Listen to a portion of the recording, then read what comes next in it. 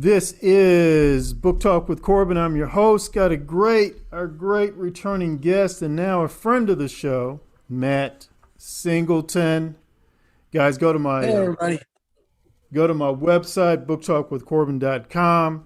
I've got, man, Lord, I think I have like 3 of your interviews up there now. The latest one was a real good one on covenant relationships, covenant marriage. Folks, you want to listen to that and you want to share it. Share it to anybody. Everybody and anybody, really. That's an important one. I got a lot out of that. And I know other people get a lot out of that. And as we know, with this high divorce rate going on in this country, and just not in the country, but even in the Christian community, that don't make any sense. So we need to listen to more teachings from people like Matt Singleton on this very, very important issue. And today he's going to talk to us about parental alienation.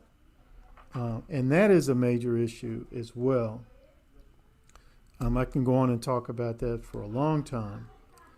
And, it's something that, it's hit me personally, and I know it's hit hundreds, if not thousands, of parents across this country. And what's important, though, is we need a biblical perspective on this. And if you ever want a biblical perspective on something, one of the things you got to do is not go to the Bible and also go to someone like Matt Singleton, who's done the research, and he's a great teacher.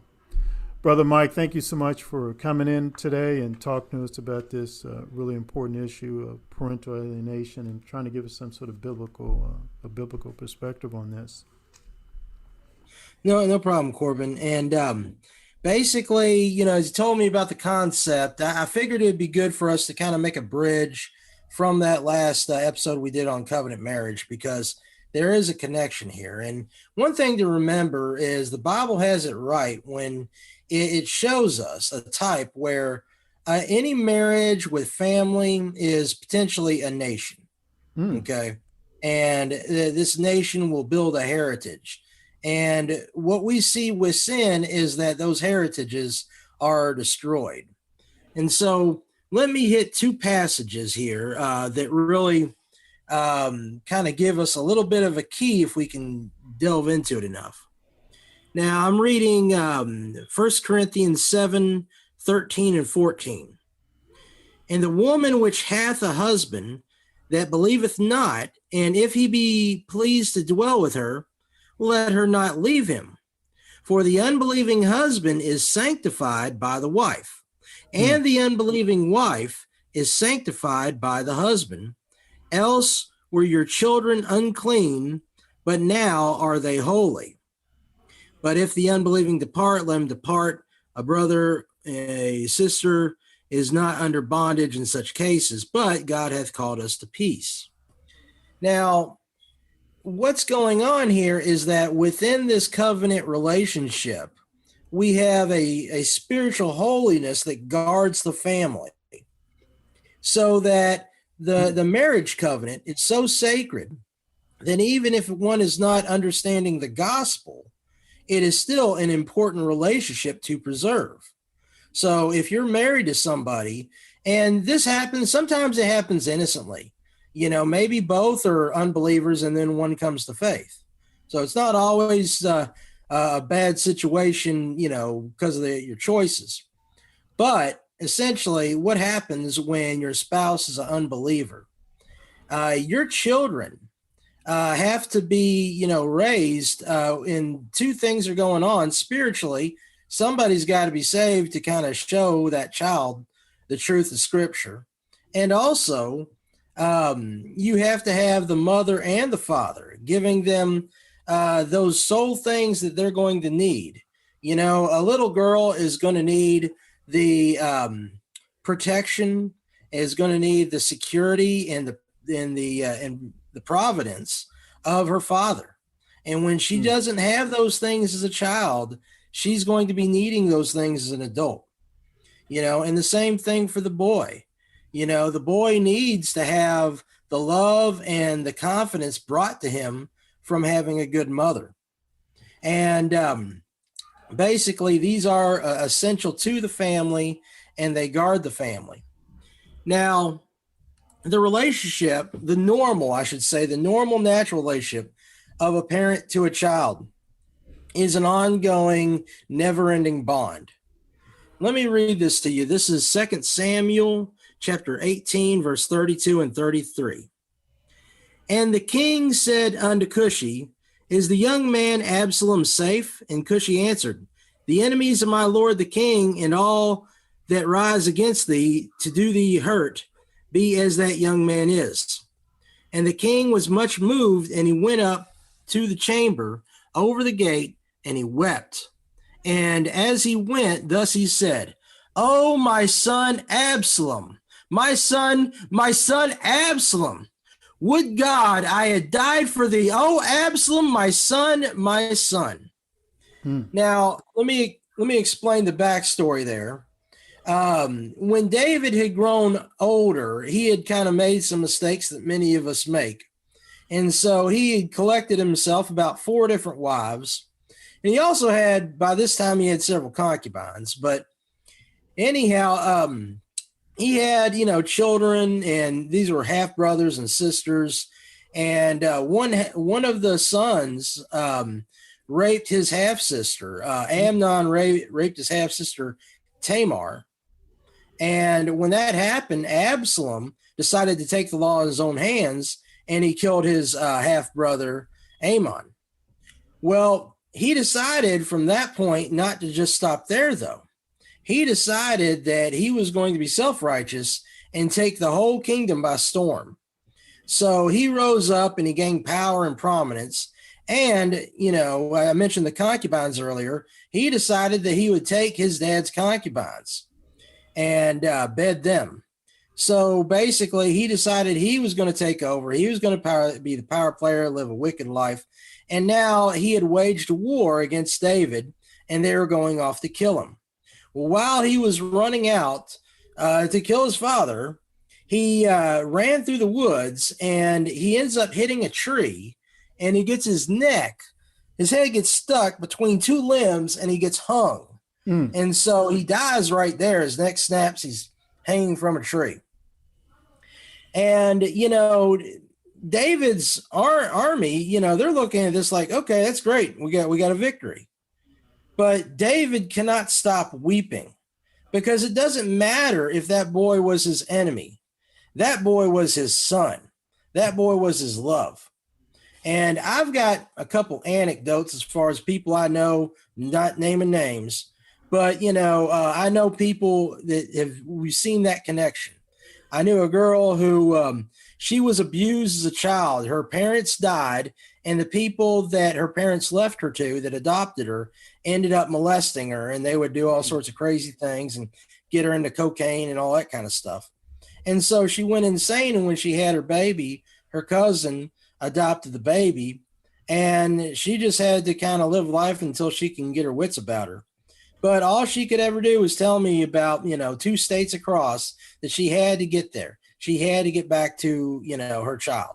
And I think that's a longing for us all. But I know I'm hitting these bigger stories of like the loss of child life, but, I think it all starts from there, and then we can kind of get to this point of the alienation we suffer when the world is trying to steal our children. I wanted to go ahead and get some of your thoughts, Corbin. Well, yeah. I mean, speaking as as an alienated parent, what devastates us alienated parents, and it's usually fathers, is that this child you helped bring into the world, nurtured and loved and taught and educated, provided for over time, and then suddenly no longer wants anything to do with you, wants nothing to do with you. I mean, they sometimes I wish, and I've had other alienated parents say this as well, Sometimes I wish my daughter would just shoot me or hit me with a stick or curse me out. At least I have some type of relationship with her. Mm. There's some type of inter exchange going on there. But when there's none, boy, it just kills you. Yeah. And as a parent, that bond's not there. She's being disrespectful. She knows the scriptures. I taught her. One of the verses I taught had her memorize was Ephesians 6:1, and always told her, you respect your mom and your daddy, and this is nothing respectful, nothing loving. I can't see how in any way it's scriptural, and yet still, I do whatever I can do to reconnect with my daughter. Yeah. And then and like other alienated parents, though, we do what we can do. I mean, some of them I've known spent literally tens of thousands of dollars. Others are just sort of slowly going crazy. But the one thing that always is definitely common amongst us is, did our child stop loving us? Is that possible? You can understand maybe if it's a buddy, he no longer wants anything to do with you, or you're married, this woman no longer wants anything to do with you, and you never hear from her again, a hello, nothing. But your own child? Mm. So yeah, Well, I think this is kind of like an area where you see the passion. And remember, like, even though, we don't want to make this sound perverse, but, essentially a little child understands their identity and their sexual nature comes from the parents. mm-hmm. And so if the parent is left out of the picture, then, let's say like a daughter is not going to get that protection. She's not going to get that security that she needs. And just like a bad breakup, she's heartbroken. Mm-hmm. And there's also a very satanic and twisted thing because, when parents split up, guess what? Then, the ex is not going to have very good feelings about, the opposite most of the time. Right. And then when that happens, then there's a reinforcement and a bondage because why? Because, a daughter or a son doesn't want to betray the one who's with them unless they're kind of like in a phase where they've got a big attitude or whatever. But Right. generally, they don't want to betray them. It's true. And so then those negative emotions get channeled over to the person who's absent. Right. And it is not a fair thing because it's not necessary that like somebody's choosing this. Often there are those who try to, basically kidnap their child's affections. Let me go ahead. I want to give you a good positive story. And even though I'm leaving out the identity, there was a woman who basically her husband would cheat on her regularly. Mm-hmm. He had a business where he would go traveling, and whenever he could get some affection from somebody else, he was there to grab it. And eventually, she ended up divorcing him. But ironically, this fella, he came into money. He got into an accident. Lawyers came in, sued. He made a whole bunch of money. And then what he did was he got a good lawyer. And when he got the good lawyer, they accused her of things that she had never done. And then he got custody. And then when he found another woman who had kids, he paid more attention to those kids and basically kidnapped his children.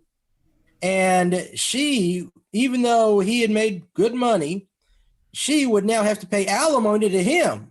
And eventually it was so messy, the oldest child ended up emancipating herself.